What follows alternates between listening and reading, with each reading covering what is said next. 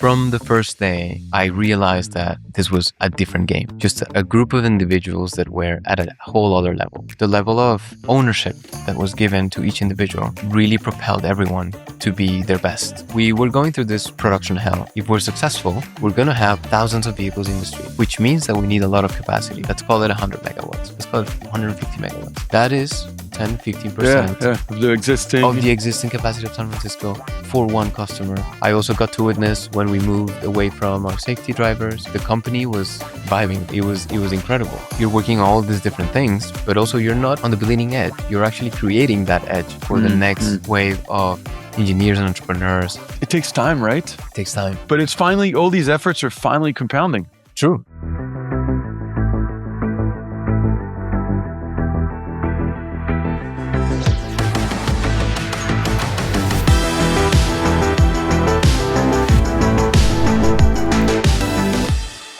Welcome to Diary of a VC. Today, super excited to welcome Juan Soulier. Juan Soulier is a partner at one of the largest climate fund called Prelude Venture. The fund is actually located just a few blocks away from our office at Ovni Capital. We're going to talk about Juan's life before we get to his investment and his investment thesis. And most specifically, because Juan was an early employee at Waymo, and he was also an early employee at the Tesla charging team.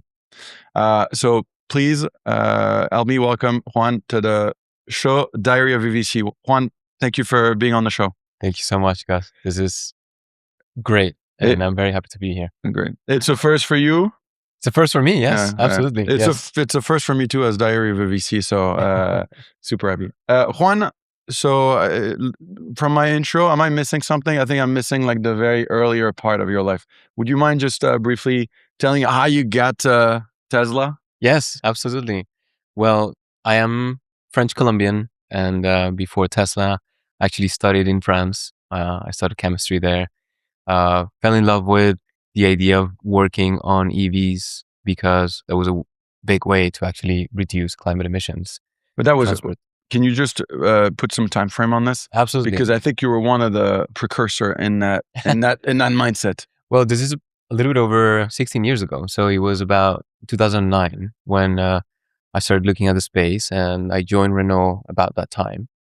And back in 2009, you already had this idea that EVs are the future for a cleaner world. Well, there was the potential for sure. Yeah. So from a technical perspective, from a science perspective, batteries were looking like a good way to go about it. Obviously, with big challenges on the chemistry itself, also challenges from an infrastructure.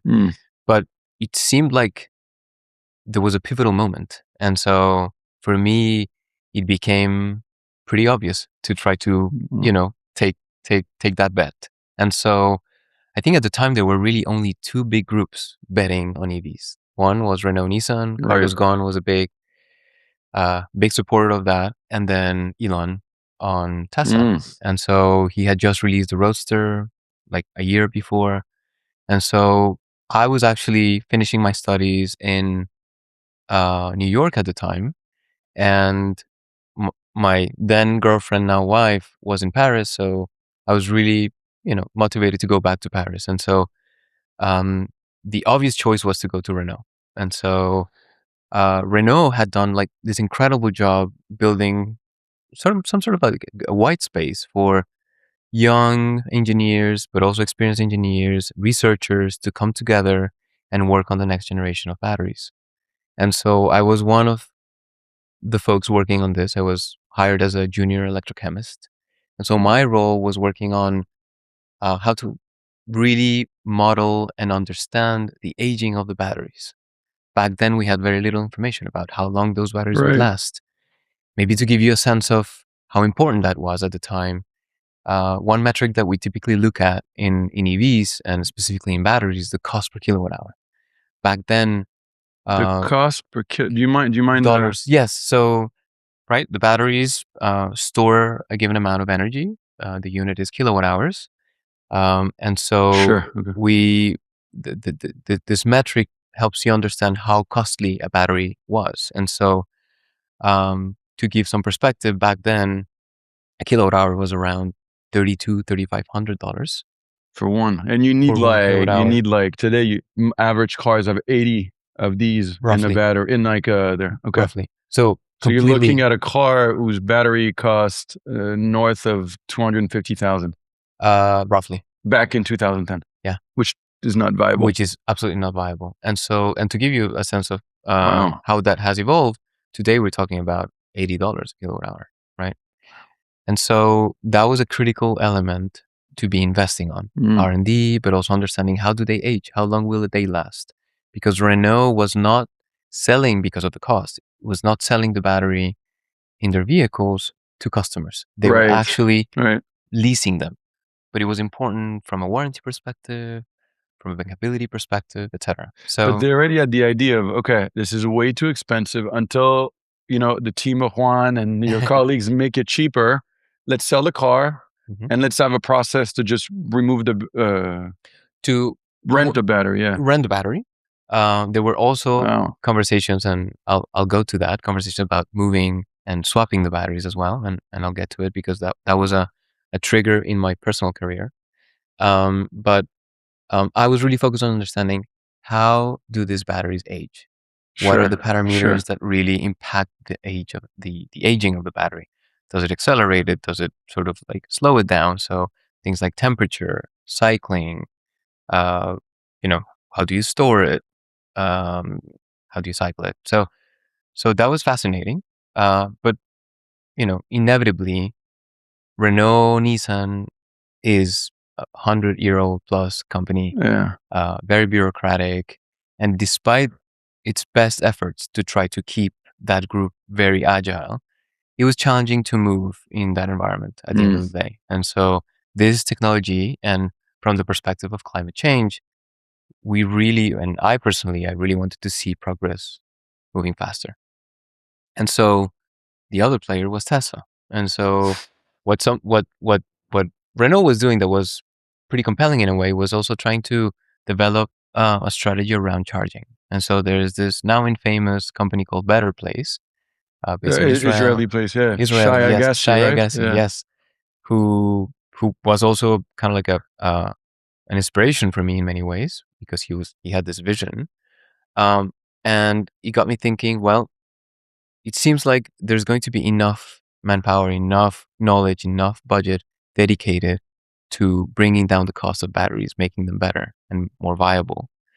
But charging infrastructure, not many people are talking about it. So during your time at Renault, you said that, okay, batteries are getting better. It's going to happen. Yes. But that's not where you thought the opportunity was. I thought the opportunity was there, but I was curious and a little bit impatient to go after something that maybe seemed a little bit more forgotten at the time.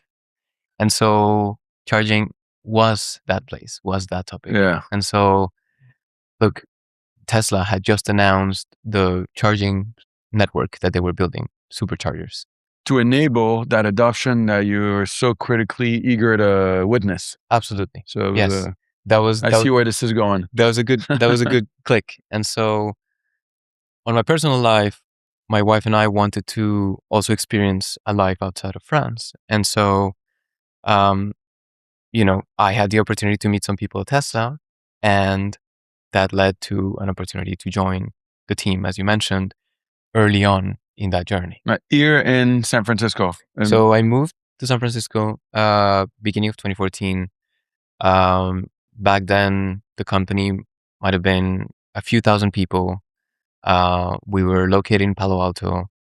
We were producing Model S's. That was the only vehicle that we were really producing at the time. I think we had produced roughly maybe 25,000 vehicles cumulatively up until when. And they were built here in the Bay Area? All of them were being built at Fremont. And the office in Fremont, yeah. Right. So you moved in 2014 to Fremont, or moved to San Francisco? And I moved, originally I landed in Palo Alto for a few weeks, up until I found a place in San Francisco. Okay. And so that's where I kind of like settled.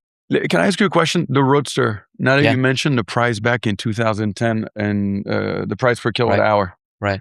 How much did the Roadster, because the Roadster sold for what, 120,000? The Roadster was about 120,000, yeah. So how much battery was in there? I think there might have been, obviously Tesla was not making money on that On these, vehicle. okay. So there were losses.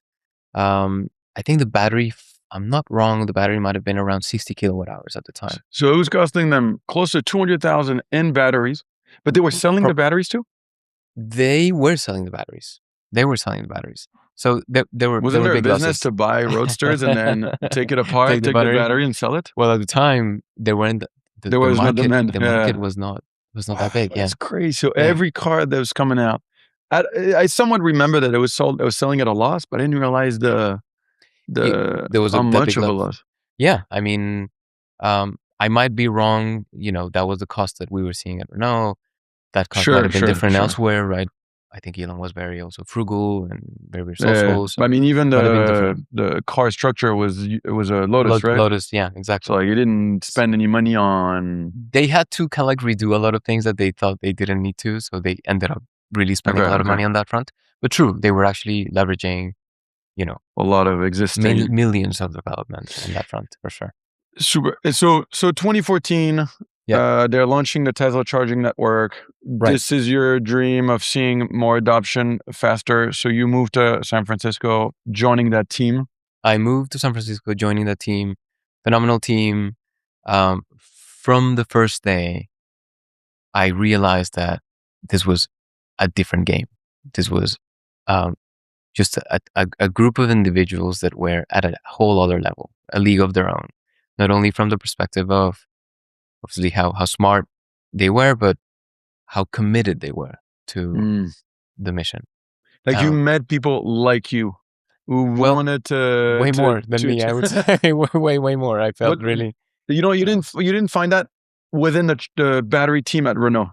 I found at the battery team in Renault, they were brilliant people, and today they're kind of like the heads of different groups across the world in batteries. But I would say that on average, the concentration of talent and commitment was, I had not seen anything like it.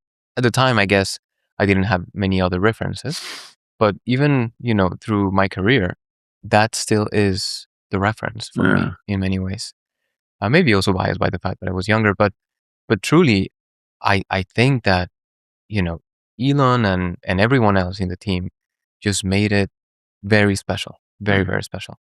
And there was maybe something that I think many others have talked about, but just the level of ownership that was given to each individual really propelled everyone to be their best and their best 2x and 3x, and really giving everything they had, we had, to make that future a reality.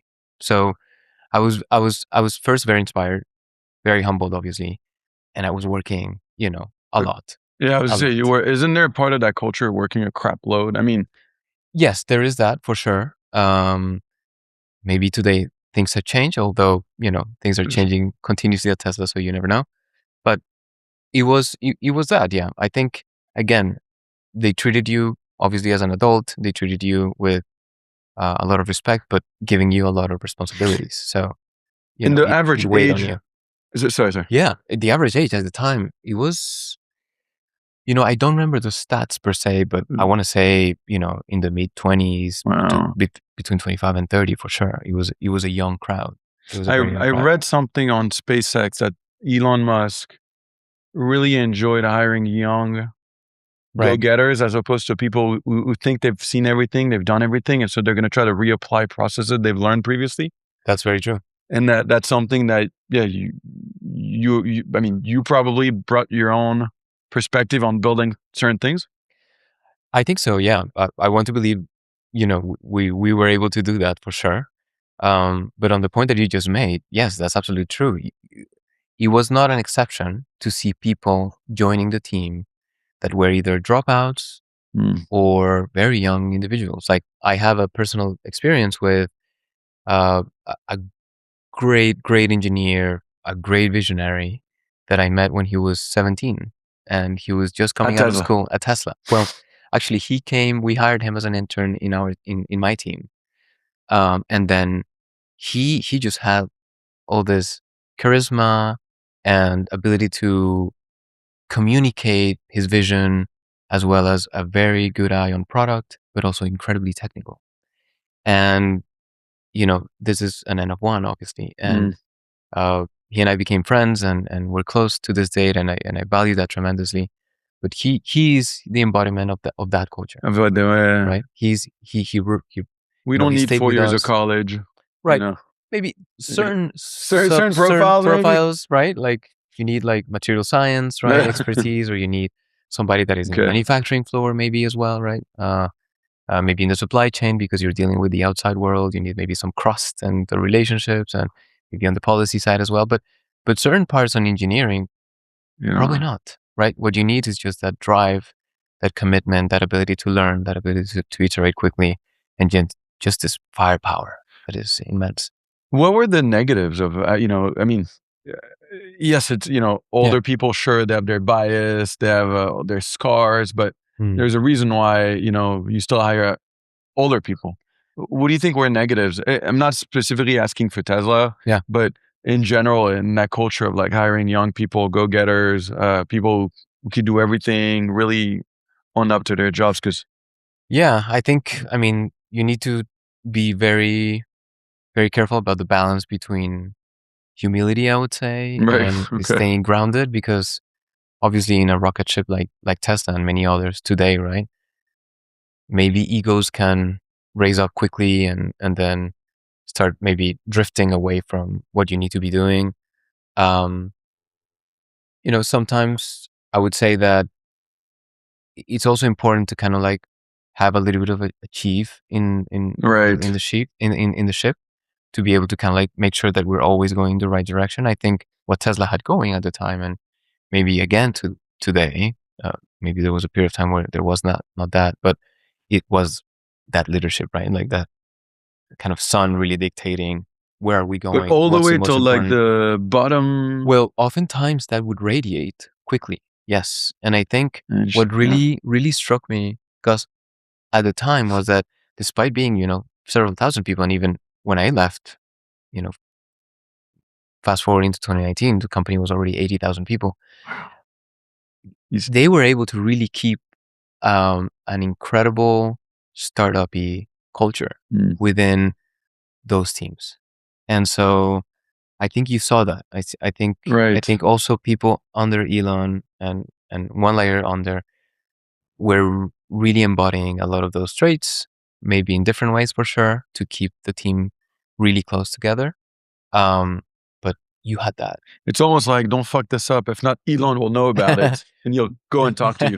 Well, not to that level. I don't think that it was like a threatening like that. No, I think no, it no, was no. implied, right? It was Right, implied, right. but there was an element of it. It's like, hey, we're preparing something for Elon, right?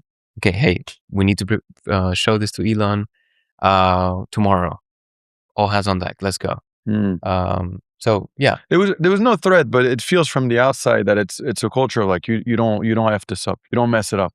you If don't you mess it mess it up. up, Yeah. you're out. Well, it depends. I would say. I think there's an appetite to fail, but to learn from those failures quickly and then iterate. So it's not necessarily that you fail. Sometimes, yeah, you don't have that buffer.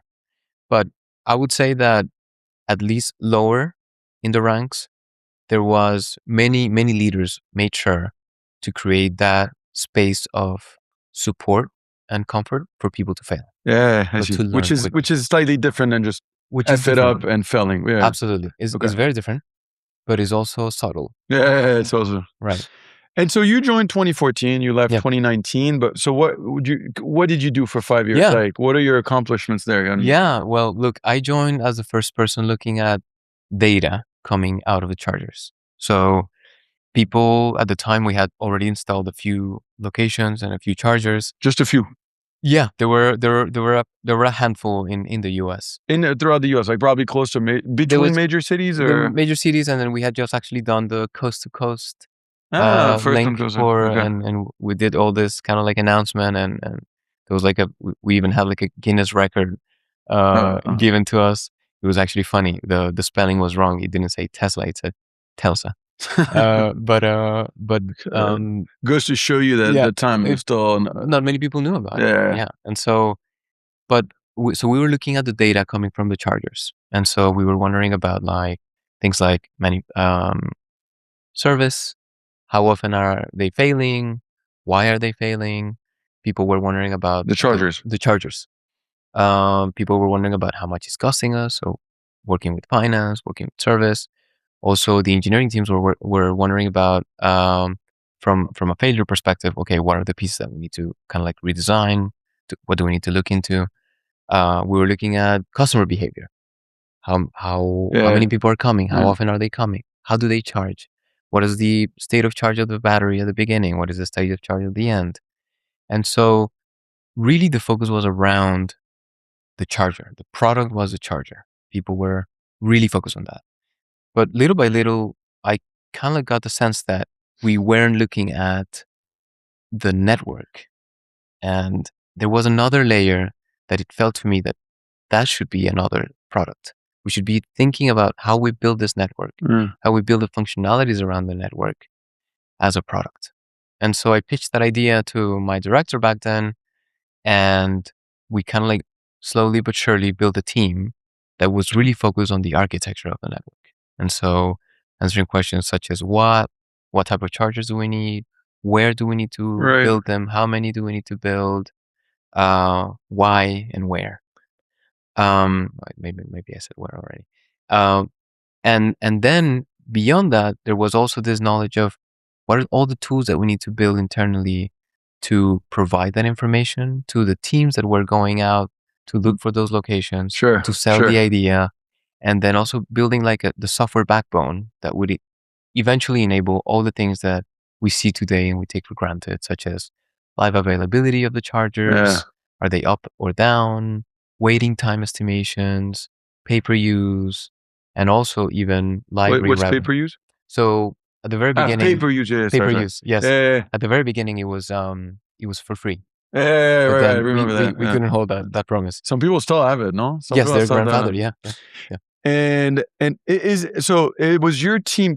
From what I remember, is when Tesla opened this, they thought of chargers as, okay, we're going to help people go from point A to point B. Yeah. But they never thought of chargers as, okay, this is the place where people will charge every day or every 2 days. They're like, okay, you'll charge at home. But you realize that's not what people did. People actually didn't want to charge at home. They wanted to charge there quickly and then go back home. That's true. Yeah. Especially at the beginning, I think, there were many assumptions. The cars were expensive. We had a lot of VIPs. We had a lot of, people that had the ways to have a dedicated, parking garage to also charge at home. But what we saw is that because it was free, people would tend to actually charge more. Makes sense. And even back then, the electricity costs were lower than what they are today. They have increased significantly over the last 15 years. But we were seeing that. And so we structured the plan of the growth of the network first to connect major metropolitan areas. So it was all about coverage. That was one of the main KPIs that we reported to Elon was how many people live within a certain radius of any supercharger, so that there was this notion of, we got you covered. Don't worry. EVs will take you wherever you want to go, right?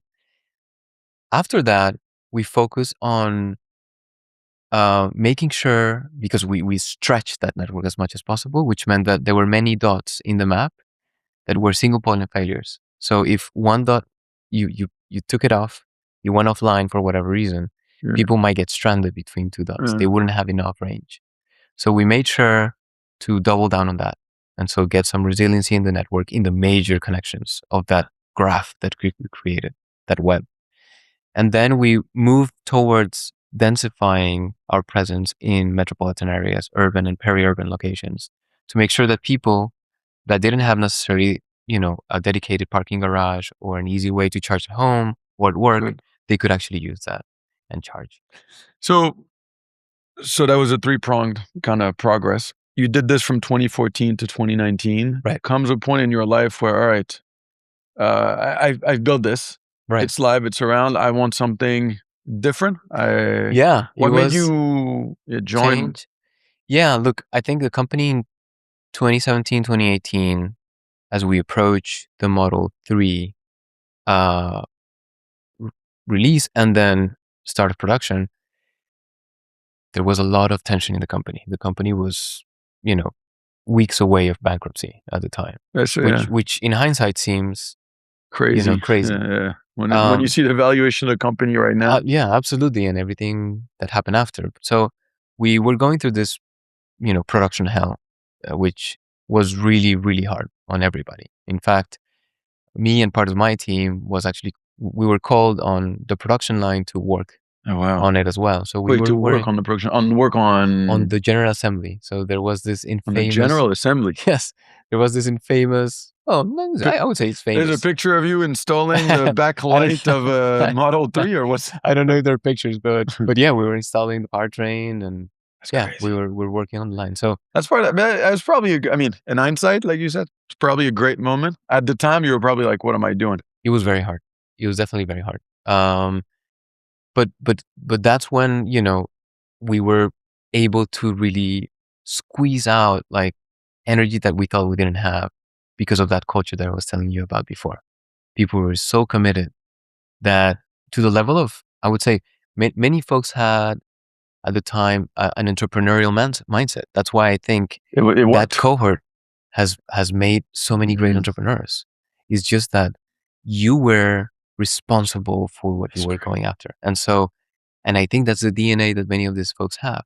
And and I want to say me included in a way, but you were there doing it all and giving it all.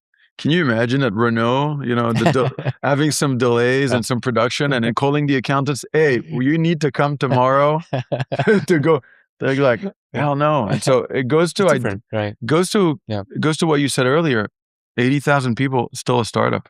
Still startup. So people were on the line. It became really tough. Yeah, it became very tough. So at the time, I think for me, that just became a bit too much after a few months in that sort of like wearing two hats and crazy hours and staying in the factory and having meetings at any hour of the day. So that was hard. And so in 2019, said, okay, maybe I'm ready for something else. And Waymo, that had been doing things for the better of 10 years almost, because Waymo started in 2009, we started seeing that they were making commitments and announcements on moving into a fully electric platform, the Jaguar I-Pace, the one that we see today in the streets of San Francisco and many other cities today.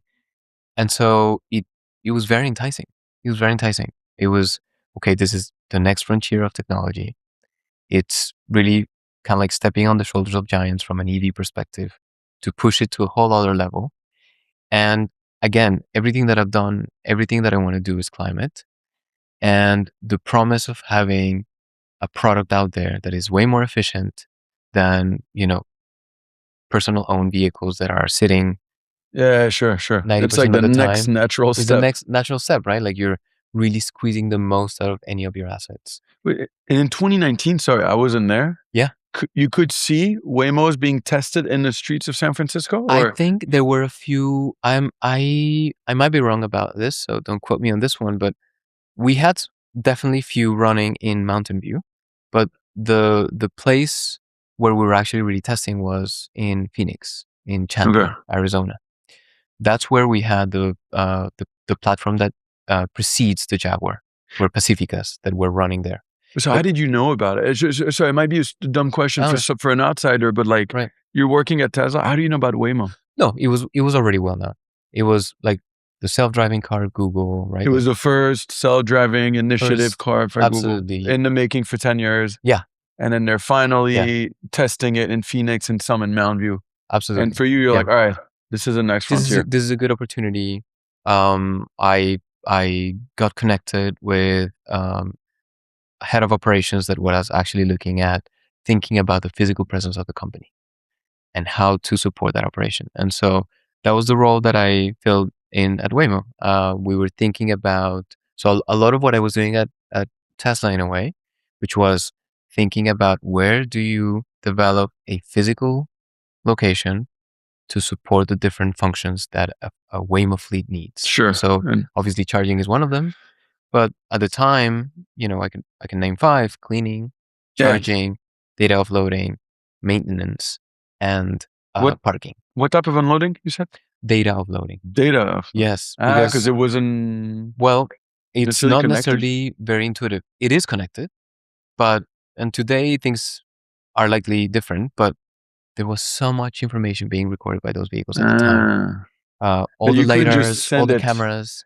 No, there You was. would take it, You would have send it to back. remove No the way. SSD from the back of the vehicles and have an infrastructure at those locations to connect those. That's great. Once a day or every trip? Every shift. So there were No multiple way. times a day. Yeah, those drives were being filled up quickly, and so you had to This is have a capacity that, in fact, to me was a surprise. But the optic fiber network has very similarities to the power grid. You don't have it everywhere. Yeah. And when you want and need capacity, it takes a long time. Yeah. You need to wire that. Yeah, you need to didn't have build the enough whole time thing. to send it by the Right. time you recharge, and that's Absolutely. crazy. And so you had to build this infrastructure. Right. And so at the time, just to give you a little anecdote, when I joined, we were months away from launching the first vehicles in San Francisco. So we had already communicated that. We were preparing our vehicles, the Jaguar I-Pace, but we were based in Mountain View, in Google X's campus. Okay. And so at the time, we were actually driving back and forth the vehicles from Mountain View to San Francisco and run a few miles in San Francisco and come back. But thinking about that time, there weren't that many not that we have that many today, but certainly way less fast chargers in the city where Waymo could go. And so really the only way, and because obviously the tech was, we were very careful about who would see it, and we didn't want those vehicles being stranded or parking for a long time in a public space. We didn't want to charge anywhere. And so we didn't have a solution to charge those vehicles in the city. And one of the key metrics that Waymo was really trying to optimize for was number of miles driven in the area that we want to collect miles, right? That mile is kind of like the gold unit for all the models and the ability to Waymo to move forward the technology. So in a couple months, we were able to, partner with a charging operator, and so we opened discreet. Yes, pretty discreet. We opened a location. We sort of privatized it for Waymo, and we were off the races with that one. And from there, we opened different locations, a depot in the south of the city, and other locations where today Waymo leverages them to actually run the operation as efficiently as possible. But it's a fascinating topic because you have so many variables and so many dimensions that you need to optimize for, and it's not very intuitive. And the power piece, I would say, is maybe one of the most strategic ones, even in this day and age, because, today when we're talking about data centers, right? All that we talk about is availability of power, right? Speed to power and firm power. Well, that is also true for charging networks. And that is even more true for charging networks within urban cities. When you look at San Francisco, for instance, the power capacity of San Francisco is about 1 gigawatt of power. So it's one nuclear reactor. That has been the case for the longest time. And talking to utilities, talking to the Energy Commission, the Utility Commission, looking back at the data, that capacity has increased about 10 to 15% in the last 20 years. So when I joined Waymo and we were talking with the stakeholders saying, guys, if we're successful, we're going to have thousands of vehicles in the street. Yeah. And we want to be running them all the time, which means that we need fast charging, which means that we need a lot of capacity. And so our best estimates were pointing to, couple of 100 megawatts of power. Yeah. Let's call it 100 megawatts. Let's call it 150 megawatts. That is 10, 15% of the existing capacity of San Francisco for one customer in 5 years. And so even today, this just doesn't seem manageable. And so it was a great experience. So you stayed, you did 5 years at Tesla. I did 6 years at Tesla. 6 years. Another 6 at Waymo? No, at Waymo, it was a shorter stint. I stayed there about 3 years. 3 years, okay. Maybe a little bit less. But you still got to push these Jaguars onto the streets. You still saw the fleet go from 0 to 900? I want to say maybe it was less than that. I don't think we were communicating at the time how many we had, but it was less. That's okay. Probably. I also got to witness when we moved away from our safety drivers, or when we removed the And they safety were driver. safety drivers. There was a Yeah, safety kind of driver like at the beginning. the Tesla's robotaxi. robotaxi. They still have Yeah. the Safety driver, yes. safety drivers Still. in San Francisco. Yes. And Interesting. so the removal of that, And that must have the been like beginning. a proud moment, right? Yes, the company was vibing. It was incredible. That's it. We got driverless incredibly- cars where Yeah, it was incredible. you know, you mentioned earlier 2009 there was only Renault and Tesla as electric cars, and I wanted to, as like electric minded. True. And I wanted to ask you, and it's kind of linked to this driverless movement. Yeah. There were no Chinese electric. Well, BYD was already working on it. BYD was already working on it. BYD is 2009. So yes. So you could say there were 2009, even three before. groups worldwide. I would say so. BYD, maybe being in China, maybe they were, smaller at the time, way smaller. Sure. I mean, it's that BYD is an incredible story as well. How they have turned around, and they are now the biggest, right? The biggest in they sold electric. almost 5 million vehicles last year.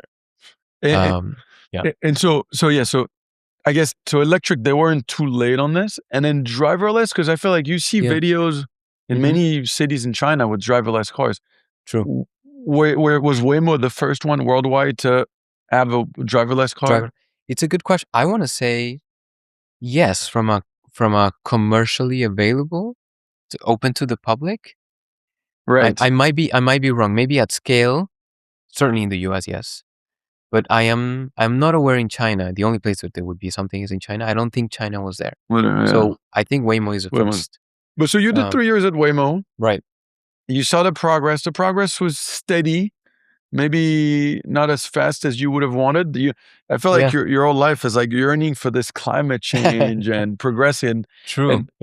But the truth, it takes time, right? It takes time. But it's finally, all these efforts are finally compounding. True. That's very true. Yeah, especially when you look at the streets today. And I mean, I think I've asked you that question, personally. But how do you feel when you step out and you see all these Teslas, robotaxis, and all these Waymos, and you're part of that? In a way, yes. I mean, I was never really in the technology, and so the real brains are really on that side of the house. But I think it's like when I think back of the time at Renault Nissan, it's very humbling, and it's very inspiring. Yeah, it's just wow. This vision, this future is actually real, and it's scaling, and we're talking about it. We'll keep on talking about it, and I think it's really inspiring. We both have young kids. Yes. They're all below 10 years old. Do you think they'll ever get a driver license? But with the rate of adoption, that's. I think that it would be more of an option. I think people might get it just for the fun of it, just to go and do it. I guess, Elon has talked about this time and time again, but it's maybe like a horse, right? Like people are riding it more for the fun, not anymore for work or carrying things. Or some people do, but the vast majority don't. Our 5-year-old will probably, I mean, to be, this is April 2026, and I think the first cybercabs are coming out of production. Right. Cybercabs don't have a steering wheel. They do right now. The one in production?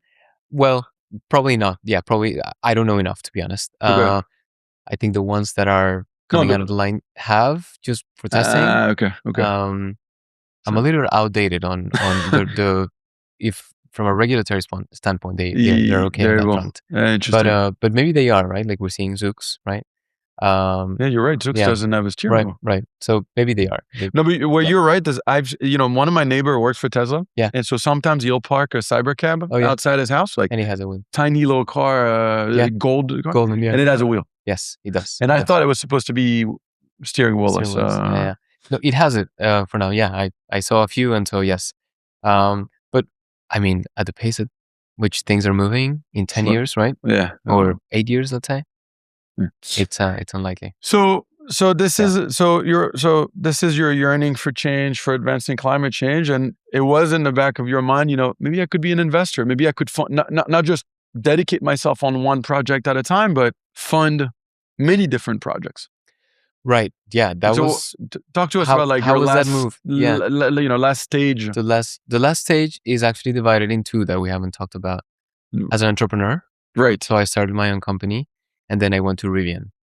So I started my own company That's good. because at Waymo, as you said, I was very happy to see the progress on the technology, but also I was really eager to have an impact on my other my my my other life, really, which is Colombia, which is the global south, where I hadn't seen much happening on that electrification Sure. side. And so I partnered with a couple of people, a couple of friends, to found this company called Vammo in Brazil that does electric two-wheelers with swappable batteries and an infrastructure of cabinets where people can come and go to drop a remove it. depleted battery Right. and pick up a fully charged one.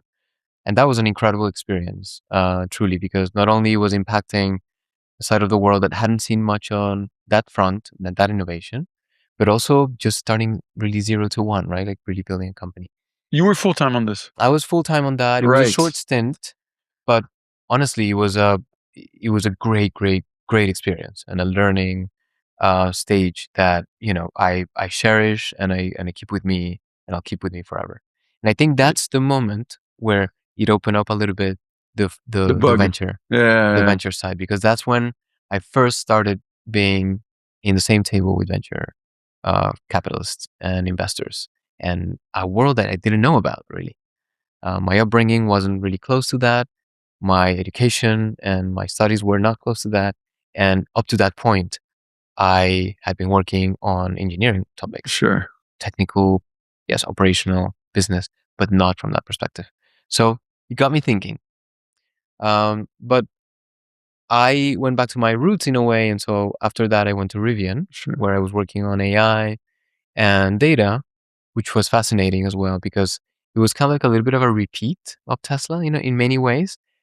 Big part of the team was ex Tesla, and the culture and the universe that RJ had created around Rivian and what they wanted to do was really compelling to me. And so that was fascinating. But fast forwarding a little bit to this last stage, about a year ago, a good friend, now I consider a good friend, and was working with Prelude, trying to find somebody to fill this role. And I had met him through my journey as an entrepreneur. He was previously a VC. And So Prelude was looking for a partner. they were looking for somebody And- exactly to come and join the team. And so I said, well, look, I have not thought much about this, Yeah. but it Sure. sounds amazing. So let's just have the conversation. And so, piggybacking a little bit on what you just said, yes, climate has been everything to me. Climate is and will be everything to me. This seems like the perfect fit, not only from the perspective of the group being fully committed, generationally committed to this challenge and this opportunity, but also to the point that you made, it opened up a door where I wouldn't be putting all my eggs in one basket. Yeah. Right? Sure. It's an opportunity to go wide, to think big. And as we were talking just before here, it seemed very exciting because not only you're working on all these different things, but also you're not on the bleeding edge. You're actually creating that edge for the next wave of engineers and entrepreneurs that will be innovating at incredible pace. So that plus the team really were compelling arguments for me to make the jump, to take the bet. And so you joined them 1 year ago. So you're It's been less than that, actually. It's been about 6 months. wow. So I've been there 6 months. Let me ask you a question before we finish with Prelude. Yeah. Is there something? So you were raised in Colombia, Yes. I was raised in Colombia, in Bogota, Bogota. Is I there lived also in Cali, in Cali. which is Okay. a smaller city. Yeah. Is there something in your upbringing that you don't think of like Colombia as like something where climate is obvious? Mhm.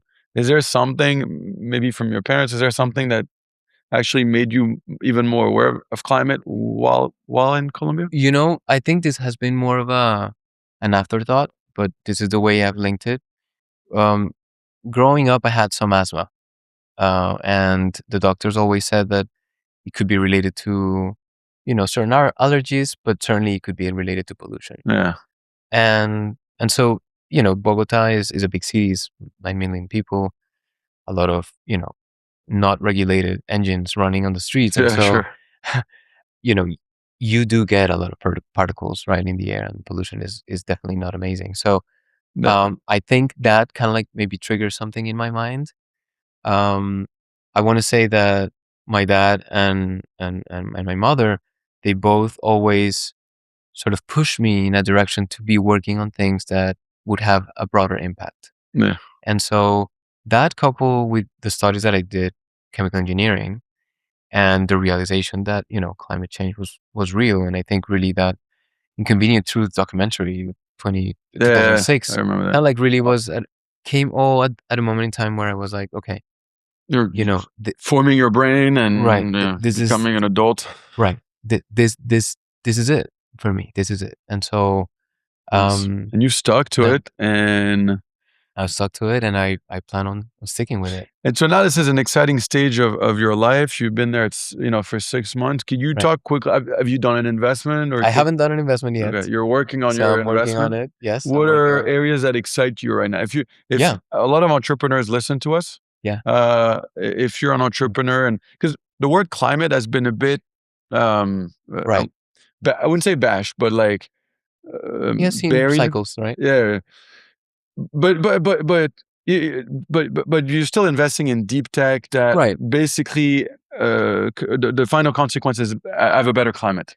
Absolutely. I think, we can think about it as deep tech. We can talk about them as resiliency, as security, energy Right. security. We can talk about, Geopolitics right now. right, exactly, from a geopolitical standpoint for sure. So if So, I'm an entrepreneur and I have the same dream as you had when you were 20 years old, what would you recommend these entrepreneurs work towards, right now? What excites you? yeah, yeah. Well, first talk to us. But I think from that perspective, well, thanks to my experience, right? I think anything in the energy space, transportation is down our alley. I think I'm particularly excited about autonomy right now. I think it's Autonomy, autonomy as how would an you describe it? well, autonomy as enabling objects and vehicles to move uh, Sure. with agency. Let's say, right? Driverless and for longer periods of time or longer miles or. That yes, but also through different mediums, right? It could be air, it could be Okay. water, it could be roads. So I think we're in a moment in time similar to maybe even 10 years ago or 8 years ago, where you know AVs, or autonomous vehicles, were so hot. I think we're coming back to a hype cycle where we've seen that maybe we're driving down the cost curve of the hardware tech stack, as well as all the software, thanks to the Gen AI revolution of the past three and change years. But also because things have matured, as well as the regulatory frameworks have also matured. They're allowing a little bit more of this. So I think that space I'm actually particularly interested in. I've also sort of flirted and looked into material discovery, leveraging obviously Gen AI tools. Space is also kind of like an interesting topic. I haven't really looked into it, but I think there's something there for sure. And at Rivian, I was really close to the manufacturing line. I was working on quality issues on the line. I was looking at solutions, right, with the new technologies that could enable um, you know, increases in efficiency, better production, product development, supply chain, etc. So obviously we talked about applied AI at the time, but I think obviously now the term is physical AI. So Yeah, that's physical AI is definitely a space that I'm interested in. It's the intersection of a lot of the things that I've done, from data, from the virtual perspective and an AI perspective, and then the physical world. Right. That's where I'm also kind of like really really focused on. What are your ticket size? We typically do anywhere between 2 and 15 million. Wow. We're early, so seed and Series A. We have about US only is something that I remember. mostly, yes, that's right, Although you mostly can be US. We want to keep our, we want to keep the doors open, right? We want to build relationships with Europe, with Asia, right? You name it. I think at the end of the day, we recognize that this is a global sure. challenge, and given the geopolitical Hmm. tensions, we think that there could be opportunities from that perspective. But yes, historically, 99% of that investment Uh, has gone into Historically, at least, has been US. US for sure. Yes. You're someone who actually can have an open mind and look. If you're gonna find the best of X, and it happens to be in France, Yeah, you'll strongly consider it. absolutely. And in fact, I'm talking to people there, and as you do, right? Yeah. We love to see people that are there, but maybe they're thinking coming as well to the US. I think that's a phenomenal match as well. How can Yeah. people reach you? What's your preferred method? Yeah, LinkedIn. I'm starting X as well, so soon I'll communicate more I'm on that. starting X. Yeah, I mean, I guess as an investor, right? You And have to. and then email. My coordinates are on my LinkedIn as well. Yeah, Okay, and so we so could find you Juan Pablo Soulier, 1L, 1L, correct, on LinkedIn. on LinkedIn, and Uh, then yeah, I have my email in there as well.